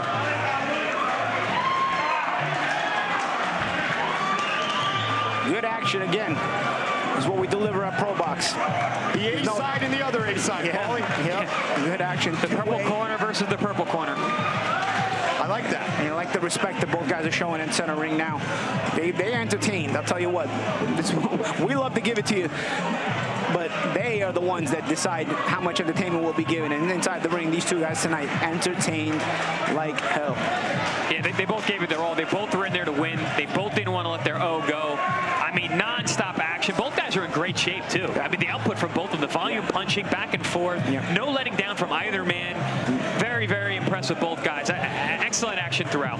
Yeah, and sometimes it's not always a matter of skill, of will. It's a matter of skill. And I think at the end of the day, Duncan, he was touted for his skill, but just didn't have enough skill to make it a fight that was not going to be decided by will. And it was the will of Melendez, who just kept going and going and going, and was able to carry the day. Yeah, how's my jacket look? I have it straight now. You look straight. You look sharp. And you know, in the fighter meeting, the team Duncan, we're talking about how much happens in the gym. We got to work in the gym. We work in the gym. We work really hard. Great. Being in shape is one thing. It's not a fitness competition. This is a skill sport, and he did not bring his skills to the fight. He brought his will. He brought his chin. He brought his heart. But he left the skills in the gym, and he needed them tonight to beat Melendez, who we can't take anything away from him. He fought a brilliant fight. He came in great shape. He took it on short notice. He was physically strong. He was very confident in himself. You saw the way he walked to the ring. You saw the way he came right at Duncan throughout. I mean, you got to tip your hat to Axel Melendez. And I'll tell you, he's going to be an entertaining guy. I'd like to see Axel Melendez again, because he's going to make anybody he fights miserable. And bring him back to ProBox anytime. And he's an undefeated prospect himself, so he's a fun guy to watch, and you know, I'm sure we'll see him again as well. And he has found a boxing home in San Antonio, Texas, and he hands Demontaze Duncan the first loss of his professional career. What a co-main event, and we expect the main event to be just as special. And here at ProBox TV, we're teaming up with everyone around the world. And this Saturday, from the AO in Manchester, England, brought to you by Boxer, ProBox TV will have your coverage here in North America of the WBO Cruiserweight title fight between Lawrence Sokoli, 18-0, 14 knockouts for the 6'5" Brit. He faces off against New Zealand's David the Great White Light, who earned this title shot with his win right here inside the ProBox TV Event Center over bulletproof Brandon Glatton plus Frazier Clark and Bogdan Danu. That comes your way on Saturday, a special presentation. And then on April 5th, we're live from Mexico City with another night of action-packed fights in association with our founding partner, the Hall of Famer Juan Manuel Marquez. Main event pits once beaten welterweight Carlos Sanchez of Baja California, Mexico, against undefeated Alexander Duran of Panama City. It's a 10-round bout. In the co-feature, Brandon Reyes of Mexico City faces crosstown rival Abraham Arreola to decide who is the best emerging bantamweight coming out of Mexico City in that high elevation. Join us for all the action Wednesday, April 5th, right here on ProBox TV. Set now for our main event of the evening, Mohamed Soumaoro, fighting for the second straight time here on ProBox TV. He doesn't want to wait till tomorrow to take out 12-0 Angel Vazquez, fighting out of Mexico. Soumaoro, born in Guinea, moved to Cuba, then worked his way to Quebec, where he started fighting, and this should be a good matchup. Mike Goldberg, Chris Algieri, the Magic Man, Paulie Malignaggi, and Chris, you had made a point that in the fighter meetings, both guys had a little swag and confidence in the way they spoke, in the way they are looking at how this fight tonight's going to turn out. Yeah, Mohamed was very kind of the quiet cool, like very believing in himself, was very much a confident guy, felt that he was going to go in there and dominate, use his skills, his experience. You know, he's an older guy. And then Vazquez, I mean, he's been walking around town like he owns this place. I mean, chest out, like literally like a gamecock, ready for whatever. So I've been impressed with both men's mannerisms and the way they carry themselves. And I cannot imagine they're not going to bring that into the ring tonight, and they're going to go into an all-action fight. And for Mohamed Soumaoro, Paulie, you and I called the fight when he defeated 21-year-old Josiah Shirley, handed him the first loss of his professional career. And Mohamed just went in there and kind of fought like his nickname like the Black Buffalo. Yeah, he went there and he took control of the fight from round one. You know, it was maybe a little too soon for a prospect like Shirley. And Soumaoro, credit to him, he showed up to town almost with that kind of attitude, like, yeah, I don't care that this guy's undefeated. It's going to be a bit too soon to put him in with a guy like me. And that's how it ended up kind of going. You know, Soumaoro started dictating the pace. You know, Shirley, a talented, athletic type of fighter with good speed and good combination punching. And he's trying to start out fast, but Soumaoro stays in your face. And like I said, he starts to take control of the fight, both mentally and physically. He puts that pressure on you. He makes it rough for you. He keeps a presence in your face. So that's what I mean about the stress and anxiety he creates you is not just physical, it's also mental, because as you can see, even when he's not attacking you physically, he's not beating on you physically, he's always in your face looking to create and looking to, you know, stress you. And that's what ended up happening to Shirley. He ended up becoming so stressed there in that fight that he really couldn't create anything of note, and Soumaoro kind of started running away with it. So he makes his way to the Pro Box ring for the second straight time. The win over Josiah Shirley, a unanimous decision victory back in December.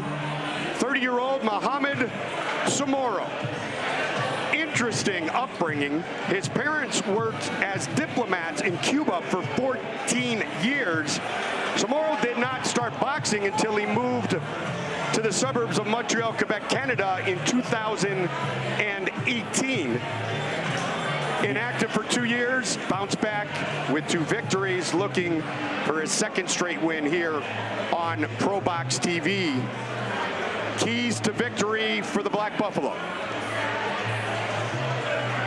Soumaoro has to jab his way inside. You know, you got a guy who's going to come out of like a bat out of hell. But if you want to start, you want to be able to start backing him up a little bit. Use your jab and jab your way inside and get to work. Don't give too much ground on defense. Again, we're talking about Vazquez coming out like a bat out of hell. Don't give up too much ground. Soumaoro typically doesn't, but of course, with a guy who's going to be also flying out at you like that, it can be tempting to do that. Time the oncoming rush. Once again, Vazquez comes like a bat out of hell. Time that rush and you know, use that experience, that maturity that Soumaoro has shown us in the fights that we've seen him in, to time him and work him the right way. His opponent is Angel Vazquez, El Chocolatito. You think he looks like Chocolatito, Chris? He does, especially in the fighter meeting. I saw it. As soon as he mentioned it, I was like, this guy looks familiar to me. And then he said that, I was like, oh, there it is. Yep. Thus, the nickname, 12-0, 6 finishes. How does this 22-year-old avoid what happened to 21-year-old Josiah Shirley? Your keys to victory. You know, he's got to fight his fight, and his fight is aggression. But he cannot be reckless. He does not need to take shots similar to what you mentioned, Duncan, in his last fight. Taking shots, unnecessary shots. His best shot is his left hook. He doubles and triples it up beautifully. Head, body, and comes back upstairs to the head. Great weapon against a guy who earmuffs, which is exactly what Soumaoro does. And then lastly, don't square up. He has a tendency to kind of lunge inside and square up, and he gets hit with the uppercut especially. So he needs to not do that. Make sure that he stays nice and low, stays bladed off, and is able to throw those combinations and really watch out for that left hook. That's his best punch by far. Our main event, this is the first time both fighters have been scheduled for 10 rounds. Our tale of the tape, 12-1. Mohamed Soumaoro, 8 years the elder of Angel El Chocolatito Vazquez, 5'7", 5'8". It is Mohamed Soumaoro with a definitive reach advantage. With the official introductions of tonight's main event of the evening, once again, Mark Lichtenfeld.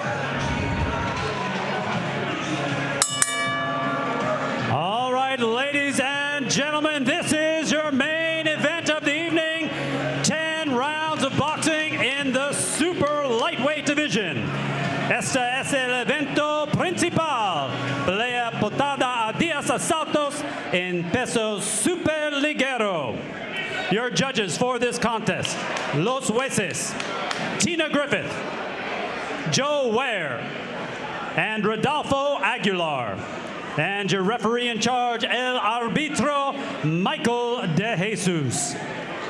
Introducing to you first, fighting out of the blue corner, wearing the black with purple, en la esquina azul con pantalones negro y morado, pesando 139.8 libras, weighing in at 139.8 pounds. He is undefeated with a record of 12 wins, no losses, with 6 wins by knockout.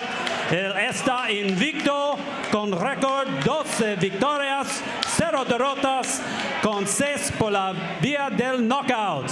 De San Luis, Sonora, México, Ángel El Chocolatito Vazquez. And fighting out of the red corner, wearing the black with blue, en la esquina rojo con pantalones negro y azul, pesando 139.8 libras. He also weighed in at 139.8 pounds. His record, 12 wins, 1 loss, with 5 wins by knockout, con récord 12 victorias, una derrota, con 5 por la via del knockouts. From Montreal, Canada, he is Mohamed, the Black Buffalo Soumaoro.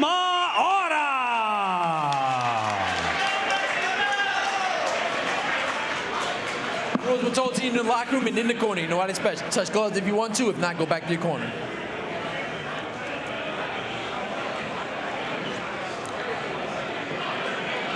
Set for our main event of the evening, Mohamed Soumaoro, the 30-year-old against 22-year-old Angel Vazquez. Here we go.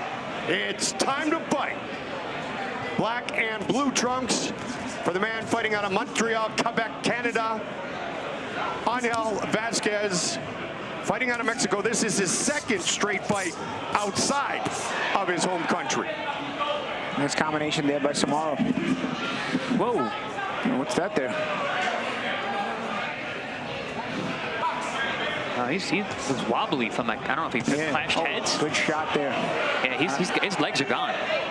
Oh, Soumaoro throwing some big shots there. Soumaoro with 5 career finishes. Of course, how do fighters in Mexico react when they get hurt? They fight. They don't hold. I think his balance is still off, but he's got enough balance to throw hard shots. Yeah, Samara's back was to us, so it kind of covered from, you know, what may have hit Vazquez from our standpoint. Yeah, I couldn't tell if it was a right hand or a clash of heads, but he's backing straight up. Yeah, that's the thing. When you back straight up like that, you're going to get hit with those straight punches. And Soumaoro does have a good right hand.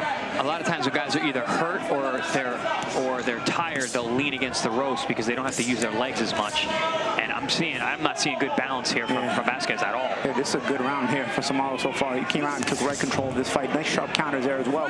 So he's looking to lead and also is attentive on the counters. One interesting thing that Vazquez's trainer told us, Chris, coming into this fight is that they wanted to get El Chocolatito very warmed up because they feel like Soumaoro comes out very fast, as he is right here, right now, and then the pace slows a little bit. Yeah, that's surprising because his legs look stiff as if he wasn't warmed up. Yeah. So they were expecting him to come out fast, and this is how they came out. Good thing they knew he was going to come out fast. How well prepared would they have been if he wouldn't have known he would have come out fast? Remember the keys to victory we spoke about Vazquez not squaring up on the inside and being open for the uppercut, and Soumaoro just landed a beautiful right uppercut that shot some blood into Vazquez's corner. Better on them than on us, no? Yeah. For once, I don't know. I don't know if I'm clean, actually. I can't tell. Mohamed Soumaoro. Beautiful jab there from Soumaoro. Oh, good catch and shoot there. Good. Right off there. I'll tell you, Soumaoro showing a couple of wrinkles here in round 1. Another catch and shoot there. Vazquez trying to go all effort, but you're going to need more than effort. And again, his footing is off, is Vazquez. Powerful, compact, muscular, to say the least. Vazquez now 5'7" Soumaoro. Soumaoro now smiling at Vazquez, saying like, "Oh, this is all you got." I guess Soumaoro's done his feeling out, and he's pretty confident. Yeah, the legs of Vazquez are no good this round. He's still wobbling around, not moving well at all. He keeps rubbing that nose. I wonder if there was a clash of heads and maybe busted his nose in. He keeps rubbing that nose a lot. I mean, there's no blood, but I'll tell you what, I've broken my nose and there was no blood, so I'm not going to say just because there's no blood. Doesn't mean it's not broken, but it's weird how he keeps rubbing that nose all around there after that initial slip or whatever you want to call it. That's a good point. But your nose doesn't have to bleed for you to break it, especially if you've broken it multiple times. A lot of times it won't bleed when you break it. Yeah, I'll tell you, I experienced that, so I'm living proof. My nose is starting to hurt, you guys. You see some of that action in that round. You see Soumaoro using that jab, even at mid-range, using that jab and then setting up the combination. And Vazquez is just sort of like a sitting duck. I mean, he didn't react. He didn't react defensively. I think it seems like he came in. He rushed in and looks like the butt was in the back of it, so it wasn't on the side of the head. So it wasn't on the nose. He's rubbing the side of his head. But he created it. I mean, he flew in. So all Soumaoro did was hold his ground. We wondered if it was a clash of heads. It was hard to see, but like you said, it was the side or back of his head. Yeah, because Soumaoro dipped, so it seems like the side of Vazquez's head hit the top of Soumaoro's head. That is the hardest point of your body, the tip of your forehead like that. So Soumaoro obviously getting the better of the contact. Round number 2. 12-1 Mohamed Soumaoro, black and blue trunks. 12-0 Angel Vazquez, black and purple trunks. And that's one of the ways Soumaoro he stresses you. He doesn't really give ground a lot. He holds his ground and likes to catch and shoot right there. Even when you attack him, he'd rather hold his ground and stay in your face and make you back up, and like Vazquez has done now. Probably and it allows what we saw in the Josiah Shirley fight. Yeah, and it allows him to take psychological control of the fight. You know, because where you start to feel like you're stressed, you start to feel like you don't have control, even if you may be doing some good things. It's a mental stress he creates by doing this. Grown man against a young man again, Chris. Yeah, no, you're seeing the physical strength of Soumaoro, and it's not just the way he's built. He actually is a strong guy. A lot of times those muscle-bound guys aren't that strong. Soumaoro does look physically strong in there with Vazquez. He's able to push him around, control the pace, and he just looks bigger. And just like last fight, the guy who's getting the worst for wear in this fight needs to use a jab, and he's not using it. Well, I've not seen a jab from any of the tapes that I've watched on Vazquez. He's going to go with hooks and off the front and the rear hand. Soumaoro told us in the fighter meetings on this matchup of Vazquez, he's a young fighter, likes to come forward, but he didn't see anything special. Mohamed's a fun guy to talk to, he said. Just be me, have fun. I know I'm stronger, faster, have better defense, and so far that has been the case. And he speaks at least 3 languages from what I could tell in the fighter meeting. Yeah. I think he speaks even more than that. Yeah, he's a smart guy. Sure, I said at least 3. He's an interesting guy to have a conversation with. Well, both his parents were diplomats. They were from Nigeria and moved to Cuba. And I'll tell you, he started boxing. Oh, beautiful right uppercut again. Started boxing late, Paulie, age 15. And this guy's legs are stiff again, Vazquez. Not only that, but you spent 14 years in Cuba, you didn't box. Yeah. That's like a waste. Yeah, exactly. Especially that you became a boxer later. So imagine he would have been boxing in Cuba and took it to Montreal. Oh, man, digging. So, I mean, he shows some wrinkles here. You know, uppercuts up the middle, catch and shoot, you know, knows how to counter, you know, body shots. I'm seeing a different strength and power, too, than I have in the past. I didn't see this kind of power punching from the tape that I watched on Mohamed. He has not had a finish since July of 2019 for a guy so compact and powerful, much to your point, Chris. But one of the things on the scouting report with Soumaoro was too much you go, I go, sometimes lacking combinations. That has not been the case thus far. No, we got a new guy here in front of us. He's riding that confidence into his actual boxing skill, and he's added new wrinkles and folds to his game. I like it. I like what I'm seeing from Soumaoro. Que trabaja el uppercut por dentro. Y vaselina, Raulito. Coño, Raulito, que estás lento con cojones, men. No, así estamos hoy. Vaselina. They asked for the Vaseline in the corner. They also asked Vazquez to use that uppercut in the middle.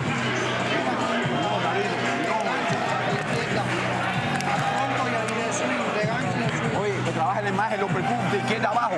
Mira, el uppercut de izquierda abajo, va, y lo levanta arriba, si no le mete el swing y se la mete abajo. Te metiste un gancho ahí y se lo sintió. Yeah, they're looking for the uppercut, hook to the head, hook to the body. Y sale, no te tires que te estás tirando y te va a enganchar con un uppercut por dentro. Ten cuidado, a la finta y te vas hacia atrás y tira. So also to avoid Soumaoro's uppercut, use a feint and kind of step back and draw it out of him. Yeah, because he keeps getting hit with that uppercut. It's good advice from the corner there of Vazquez. And everybody saw that he's getting hit with the uppercut except Vazquez himself. Vazquez, 12-0. Half of his victories have come by knockout. This is a 10-round super lightweight main event here on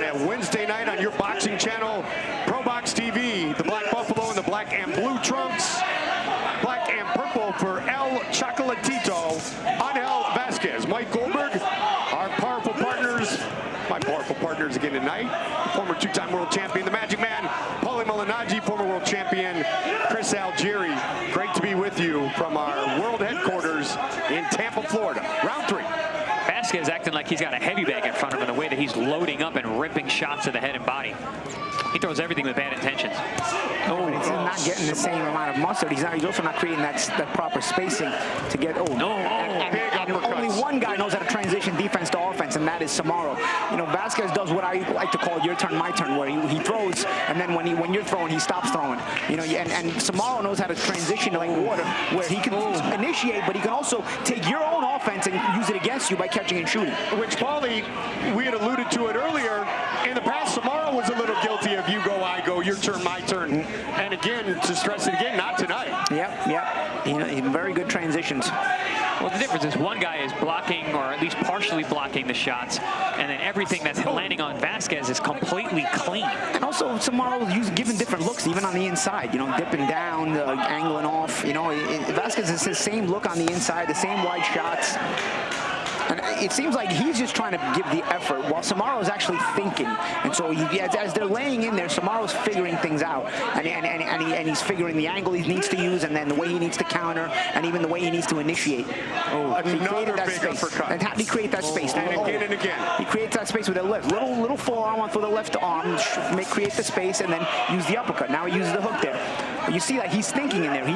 He's understanding how he wants to throw those punches and when he wants to throw those punches. While Vazquez is just laying in there thinking, all right, let me just throw punches and hope it works. No, he's on the heavy bag. He's not thinking. He's just loading up and winging shots. Champ, even on the heavy bag, you're thinking. He doesn't. I guess not. I've never seen him on the heavy bag, but I can't imagine it looks any better than this.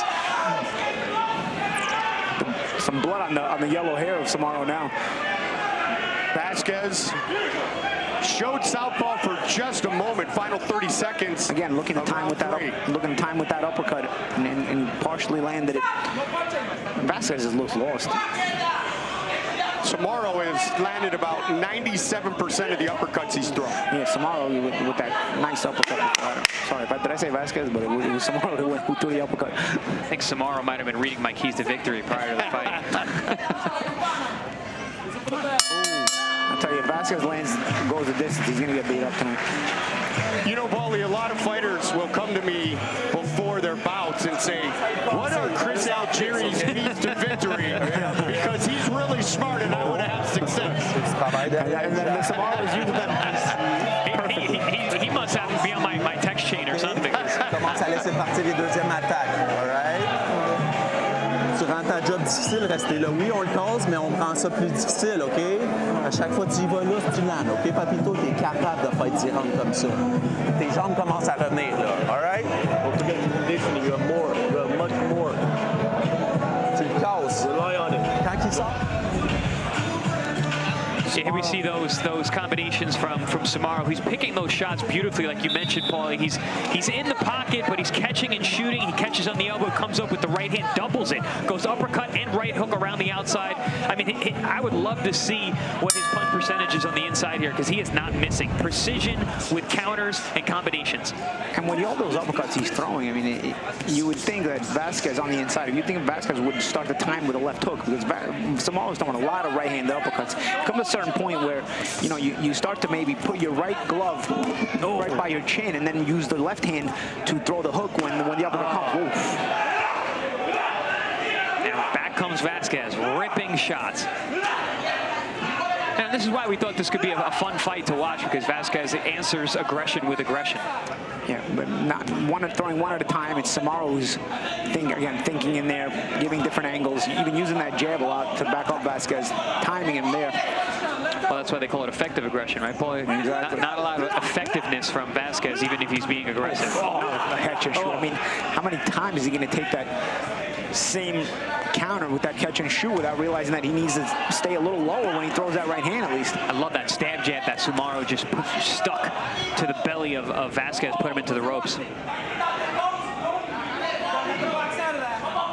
Soumaoro, he's not a prolific jabber, but when he has used it, it's been effective, whether he throws the multiples upstairs or those stab jabs down low. Yeah, I tell you what, he backs you up with it from the outside. Then once he gets on the inside, obviously he's not really using the jab because he doesn't mind being on the inside. But when he gets on the outside, he'll jab his way in, back you up with it, and once he puts you on the back foot, he likes to keep command. Good left hook there from Vazquez, clipped Soumaoro high on the head.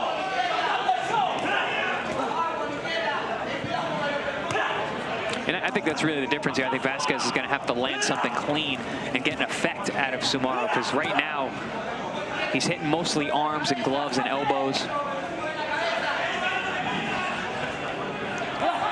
Oh. I tell you, for a guy who was wobbling around one, Vazquez is hanging around at least, but man, he's taking some shots. And we talked about it though, guys, that his corner, his camp thought that Mohamed Soumaoro would come out on fire, which he did. Let's see if the pace changes and if Vazquez can build some momentum. There's no adjustments, though. You know what I mean? Like, Soumaoro's using the different angles. You can see he's thinking as he's working. Vazquez, you can just see he's again, he's just trying to work, but he's not thinking. Between the right uppercuts and the counter left hooks like that, it's all effort. And all the blood, mask of blood on the nose there. And if you remember, everybody watching at home, that the nose was what Vazquez, big counter right hand, was touching a lot in the first 2 rounds. It's official, Paulie. No, we've got the first blood of ProBox this year. Goldie got hit with some blood. I did. Over the top. Oh man, his legs again. Soumaoro looking to finish it right here, right now. Wow. Another catch and shoot at the bell. Why not, right? Why not? Vicious. What a performance by Mohamed Soumaoro. ¡Ah, bruto! ¿No me está escuchando lo que yo te digo? ¡Trabaja el gancho abajo, cojones! Es que no me estás escuchando lo que te digo. Te está enganchando con el mismo golpe. Mueve la cabeza. Mueve la cabeza, México. Atiende lo que te estoy diciendo. Oye, mueve la cabeza. O si no, te voy a parar en la pelea en la otra. ¿Ok? Si no me responde bien, te paro la pelea. ¿Ok? Para que lo sepa. Escucha lo que te estoy diciendo. Open de izquierda al tono y mueve la cabeza. They're asking for the left uppercut and then move your head in the corner of Vazquez. Oof, just clean shots. Yeah, the close of round 4, Soumaoro landed some massive shots. Has Vazquez in a world of trouble. There you see a right hand ENC, wobbles him back to the ropes, goes right back to the uppercut, which hasn't missed. Some chopping right hands, and one more left hook for good measure. Why Catch and shoot. Why not? Soumaoro making everything work. Continues. Soumaoro's doing it all tonight, Chris. 5th round. Black and blue for Mohamed Soumaoro. Black and purple for Angel Vazquez. El Chocolatito. And for you guys at home, if you guys want to just follow along, just look for the catch and shoot from Soumaoro. You're going to know that Vazquez is going to keep getting hit with it. He's made no adjustments for it. Soumaoro said, I'm an intelligent fighter. And he's heavily influenced by one of our founding partners, the Hall of Famer Juan Manuel Marquez. They also threatened Vazquez in his corner that if he doesn't start listening, they're going to stop the fight. I don't think that's a bad idea at all. But then they wanted, what they wanted him to listen to was use the left uppercut roll and then, come back with a hook. So they want him in the pocket, which, I don't know. I mean, I get that. I guess maybe that's the only way he knows how to fight anyway. But right now he's staying on the outside, maybe trying to get a recovery round. Oh, big right hand. And a left hook, uppercut. Yeah, I don't know how much more of this we really need to see. I mean, he's getting hit with really, really big punches from a physically strong guy who looks to be in great physical condition. Much like Josiah Kid Shirley at 21 years old, 22-year-old Vazquez comes in highly touted. And Paulie, I would say Soumaoro is on a different level than we saw in December. You agree? Yeah, but even he's just throwing right hands from anywhere he wants and then landing. I mean, Vazquez has no radar at all. I mean, he's no reaction, no defense, no appearance of an idea that he can change what's happening right now. I mean, when Soumaoro misses, it's because he misses, not because Vazquez made him miss. And very soon, very well could no longer be undefeated as a professional. By the end of the night, man, if this keeps going, Soumaoro's hair might go from blonde to red. Again, those catch and shoots, like I said, you just keep looking for it. That catch and shoot with the left hook from Soumaoro is going to keep landing for as long as this fight lasts. Man, those uppercuts are wicked. And as far as long as this fight lasts, I could have seen a chance or a place in the last round for the corner to throw in the towel. It hasn't gotten any better this round, so I don't know how much more we really need to see for the Vazquez corner at this point. He's making 0 adjustments. Now he's backing up. And he's not a guy who knows how to fight on the back foot, so if he's backing up, it's because, you know, he's out of answers. And he looks tired now. Yeah. On top of everything. Well, that's the thing. You know, taking a beating fatigues you. Getting your legs wobbled fatigues you as well. Man, it fatigues you more to take a beating than it does to give a beating. Yeah, I mean, Mohamed looks great. 15 seconds, and again, that vicious uppercut lands. Final seconds of round 5. Oh, another big shot. Big catch and shoot left hook. It's going to keep happening, guys. Another big finish to the round, Paulie. Yeah. Wow. Honestly, I would think about stopping this fight. You know, he didn't show anything in this round. That was worse.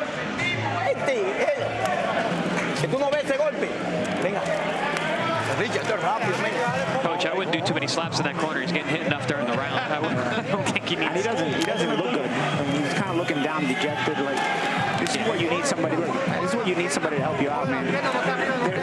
He gets back to the corner, and they're so enthusiastic about him going back out there. Everybody's enthusiastic except him. And they keep talking about this uppercut like it's going to have some kind of magical solution. I don't understand, you know, I mean, maybe the uppercut is there, but it's not going to change the way the fight's going. Soumaoro is too good for him on various levels. There's various dimensions that he's better than him at. Yeah, I mean, it's just a matter of time. Because there's no wrinkle in the game of Vazquez that's going to get him out of the hole that he's in. And a big hole it is. 5 love, guys? Yeah. Yeah. And you might be able to throw a 10-8 in there. Yeah, I was thinking the same thing. Mohamed Soumaoro looking for his 2nd straight win here on ProBox TV. Catch and shoot left hooks again. And 0 adjustment from Vazquez. He's been hit with that all night long, literally since round number 1. There has been no adjustment from him or mention in the corner. Yeah, that's what I'm saying. I mean, the corner keeps obsessing over this uppercut, which, I get it. It might be there, but it's come on. They got to throw this towel, man. This is disgraceful now. Quick hands. Because he's taking all these shots cleanly. Soumaoro maybe the referee should consider finish since July of 2019. Still 2 minutes plus on the clock in the 6th. He does not look good to me, man. I mean, he does not look good, man. Somebody's got to stop this fight.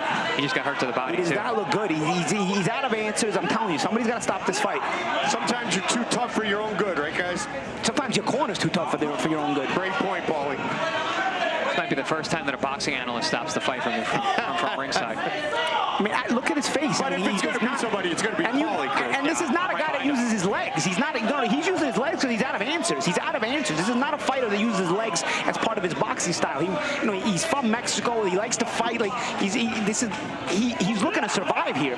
I've actually never seen him take a backward step in fight. So this is a whole different guy, and it tells you where he's at his state of this fight. Just past the midway point of round 6. Too tough for your own good. Yep. And when they start to go long, these kind of fights where you take a prolonged beating, that's where it gets dangerous. That's why I'm saying, Only loss for Soumaoro is a fight he said there's no way he took the L.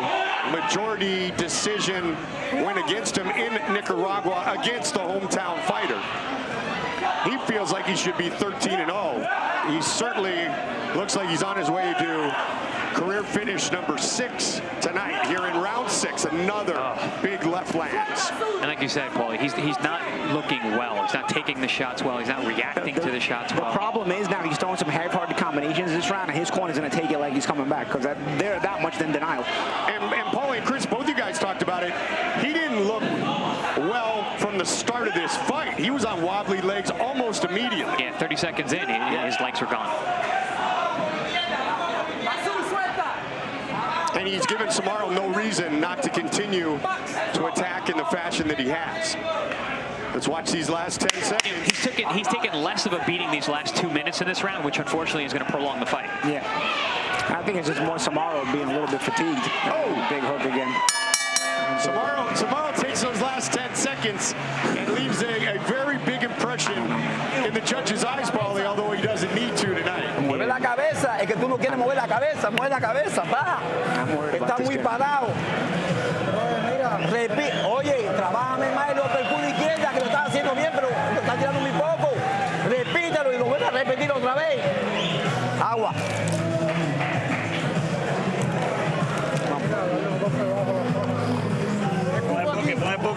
Escupe.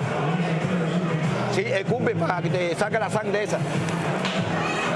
Ven. Tomorrow with the right uppercut. Now the left hook is a go-to.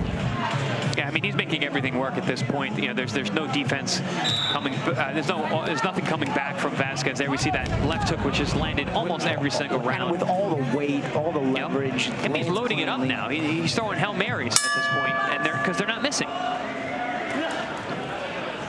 And with the dominance of Mohamed Soumaoro, Vazquez has been hit so often, there's no way to imagine that he has enough in his power and in his bank to do anything to hurt Soumaoro here this late in the fight. Well, and you mentioned it, this late in the fight, because he landed some shots early on that had zero effect. So I'm not really seeing an ability for him to hurt Soumaoro, who's looking great right now, moving, spinning.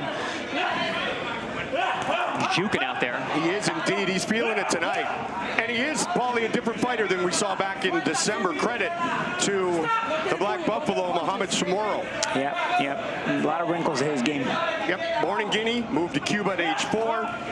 Picked up boxing when he moved to Plainville, Quebec, Canada in 2008. Started training at age 15. He is 30 years old and utilizes the long jab. Again with that uppercut.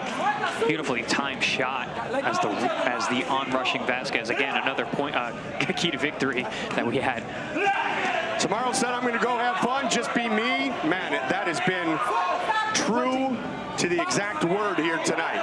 That quiet confidence that we've seen all week is on full display here. We know why he's been so confident. He's been working on some things that he's executing tonight.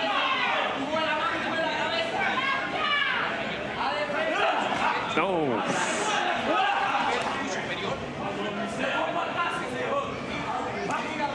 Just past the midway point, round number 7. Our main event, Wednesday night fights. Soumaoro confident. I'm just hoping Vazquez doesn't get hit as clean these last few rounds. Nobody's going to stop this fight. Oh, so much for that. Yeah, spoke a little too soon. Oh, boy. Man, what a show Mohamed Soumaoro He's got putting on for us. The legs are I want to throw his trainer in the ring. His trainer's so brave. I want to throw this guy's trainer in the ring. Yeah. And he's so brave. His guy's got nothing left. He hasn't had nothing left for a bunch of rounds already. He looks like got a desperate look on his face. And Chris, I like how Mohamed Soumaoro, he starts every punch from the feet, from the canvas, from his legs, and then utilizes that power within. Yeah, he's using that whole kinetic chain. He's a physical trainer. He understands. He's obviously in great shape. He's using those strong legs that he has. I mean, he's a unit. he's a short guy for the weight class, but he's physically strong. He's powerful, and he's using everything he's got. Paulie, I'm Googling kinetic chain right now, so fill us in between rounds. Oh, the man with 8 degrees, Chris Altieri over here. Te estoy mirando. Lo empuja y hace lo que la gana y no le estás diciendo nada. Que está ganando con esto.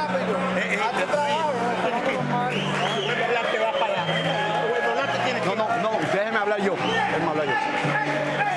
La toalla, árreme la toalla ahí. Árreme la toalla ahí. Ven. Árreme la toalla. Árreme la toalla, ven. Mete mucho en la cabeza. Que no te eche.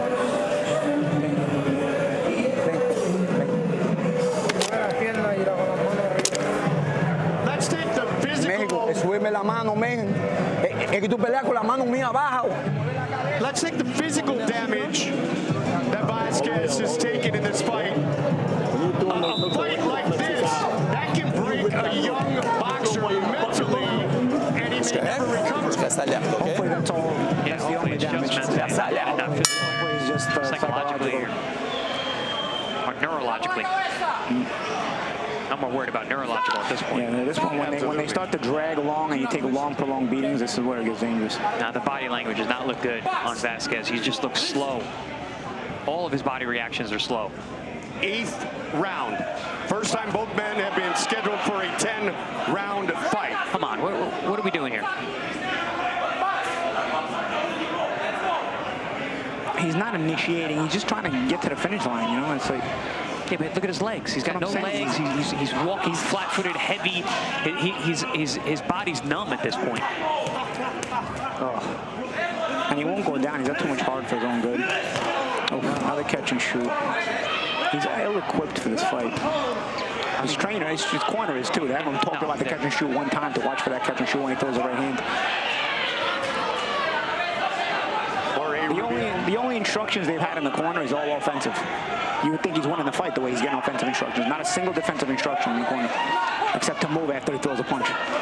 And again, an example of a full-grown man at 30 years old against an evolving young boxer at 22 years old. And powerful, to say the least. So again, man. Loading up with just huge shots. He's got no fear. Right in front of us. Can he get the finish here? To the body. That body shot. And you know, Soumaoro's not a one-punch guy. He's not a KO puncher. It's actually worse for Vazquez. He's taking more damage because Soumaoro is not a knockout puncher. Accumulation of damage. And like Paulie said, it's when the fights drag on is when guys get damaged. And I mean long-term. It's not as impressive as kinetic change, but not bad, right? Throw it out there. I just have a bachelor's degree. You'll pick it up as we go. You never stop learning. Yeah, exactly.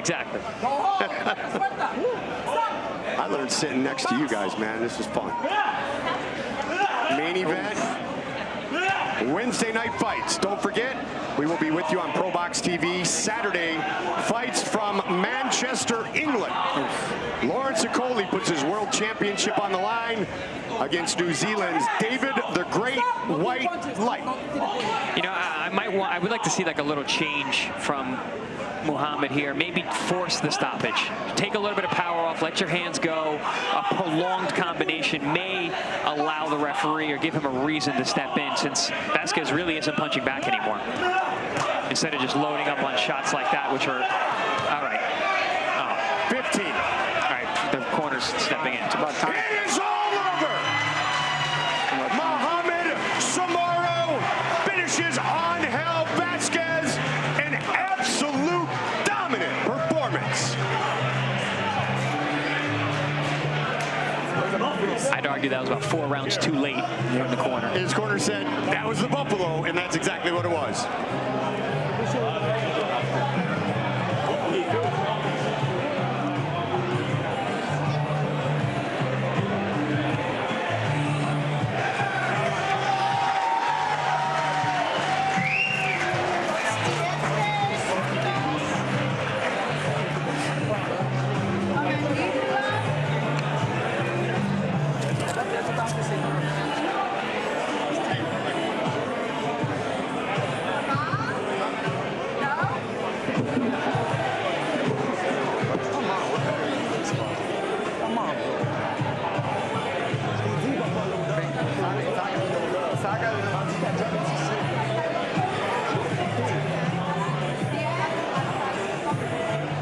Guys, our highlights, you're going to see a lot of uppercuts land. You're going to see a lot of everything land.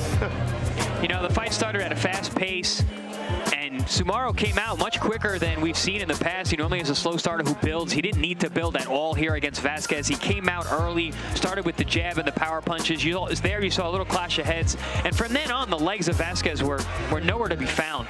And then as the fight wore on, Mohamed just started stepping on the gas, picking his punches beautifully, catching and shooting throughout. Whenever Vazquez would throw his vaunted left hooks, we saw the answer from Mohamed there, who just, I mean, was winging shots. And as the fight wore on, round after round, Soumaoro just took more and more chances, punching wider and longer and bigger, winding up with Hail Marys that just wouldn't miss because there was absolutely no defense and no change in the corner for Vazquez throughout the night.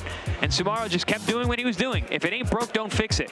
Loading up on shots, landing everything, was finding his rhythm even defensively. There you see another catch and shoot with that left hand over the top.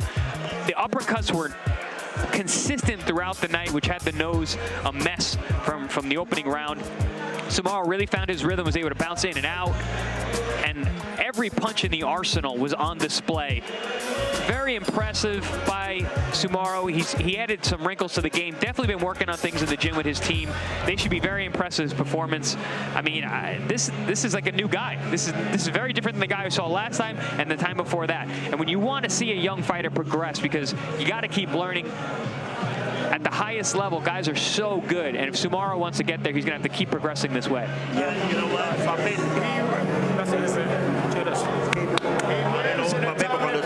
To make it official, Mark Lichtenfeld.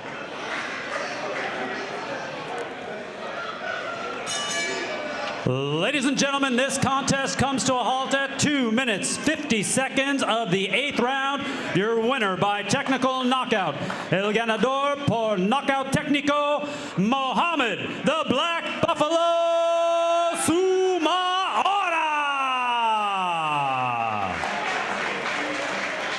Mohamed Soumaoro is 2-0 here on ProBox TV, 13-1 as a professional, as he earns the 6th finish. And back-to-back O's that he's taken off of guys' undefeated records. Took out 7-0 Josiah Shirley. Now he takes out 12-0 Angel Vazquez. What was once, Paulie and Chris, considered some reckless aggression was very responsible aggression tonight from Soumaoro. Yeah, he thought his way through this fight. You know, like I said, I like the way he establishes himself at center ring. Yep. I said that at the top of the show, where he sort of takes charge of the fight and tries to start bossing the fight. But in reality, he not only did he do that tonight, but he showed different wrinkles and different angles to it. You know, when he used the jab to work his way inside. On the inside, he gave different looks where he would get down low, he would kind of angle off, created different openings. He initiated offense on the inside. He initiated offense off the catch and shoot as well, from defense to offense. I got some blood on my forehead right here, as you know, blood my flying out shirt's of the going ring. to the dry cleaner tonight. As I'm looking at myself on the screen. I think I still got my defense because I didn't get touched on anything. But like you said, Champ, I mean, it just looked like he added layers to his game, like an onion. He was just adding to it. But on top of that, something else I saw was increased power. He was setting his feet. He was in better position to throw those shots. He was more confident with his defense. Exactly, kinetic chain. He was more confident in his defense and his structure and where he was throwing his punches from. So we saw an increased amount of power from Soumaoro tonight, which he's going to need for this weight class. And when you time those power shots and they land cleaner, you know, you get the stoppage. Yeah, which we haven't seen in quite some time. So 2019 was his last stoppage, and now he's knocked out an undefeated fighter. Also, the co-main event had that theme that I had alluded to, the stronger, more developed boxer, the older boxer against the evolving young boxer, and Axel Melendez took it to Demontaze Duncan. Yeah, I think we got a new player in the welterweight division, and you know, as a prospect. I mean, he came out he's 6-0 now with 4 knockouts. He upset the streaking young Duncan, the Louisville next pride of Louisville. But I was super impressed with Melendez. I mean, he was in great shape. He stuck to his game plan. He was rough. He was tough. He showed power. He showed a chin. Bring this kid back to ProBox. I want to see his next fight. He is no longer going to be fighting in Walmart, that's for sure. No. But maybe we got to start looking for some new prospects at Walmart if they all fight like that. And don't forget, we will be here for a very special presentation on Saturday. The fight's brought to you by Boxer, the AO in Manchester, England. We will have it right here on ProBox TV. Lawrence Sicoli puts his WBO cruiserweight title on the line against 19-0 New Zealander David the Great White Light, the 6'5" Brit, 18-0 with 14 knockouts. Light earned his title shot, as we mentioned, with his win right here on ProBox TV over Brandon Glanton. Also on the card, 6'6", 2020 Olympic bronze medalist, the Brit, the Big Fraser Clark. He faces off against former world title contender Romania's Bogdan Dinu, who has 20 wins in his career, 16 finishes. That comes your way on Saturday. Cannot wait. Excited to team up with Boxer and Sky Sports. And then our Wednesday nights continue. The next one will be April 5th from Mexico City, Mexico, in association with Juan Manuel Marquez Productions. It is Carlos Sanchez, Alexander Duran, and the co-feature Brandon Reyes against crosstown rival Ibrahim Ariola. Join us for all the action Wednesday on April 5th. First fight of the night did not last very long at all. 9-0. Omar Rosario moves to 10-0. He finishes Zach Hill at 2:32 of the first round. And then, man, what a performance by Axel Melendez. Dominant over Demontaze, Duncan, and Mohamed Soumaoro fought right to his nickname. He came in as the Black Buffalo, and he bowled over previously unbeaten Angel Vazquez. So for my powerful partners, Paulie Molinaggi and Chris Algieri, Mike Goldberg, saying so long until next time. We see you right back here on ProBox TV, which will be Saturday when we bring you the fights from the UK. Good night, everybody.